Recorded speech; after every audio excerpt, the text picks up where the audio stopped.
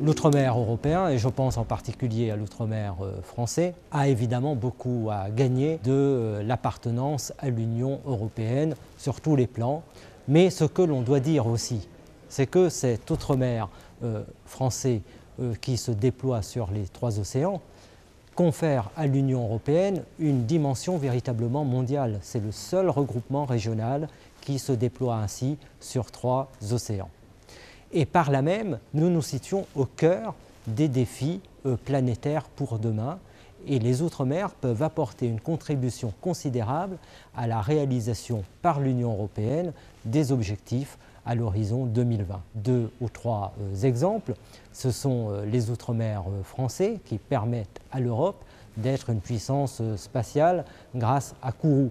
C'est les Outre-mer européens qui permettent à l'Union européenne d'être une puissance maritime de premier plan et qui permettra à l'Union européenne de prendre la tête de ce qu'on appelle la conquête des grands fonds océaniques, qui est porteuse de potentialités de croissance considérables pour l'avenir.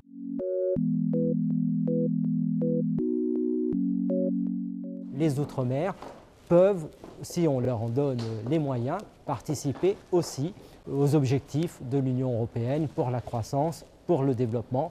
Et il y a là, je crois, un rééquilibrage, au moins dans le discours, qu'il est nécessaire de faire.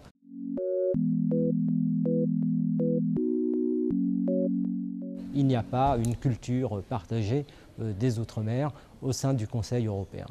C'est pourquoi je pense que nous devons faire émerger avec plus de force qu'aujourd'hui le concept d'outre-mer européen.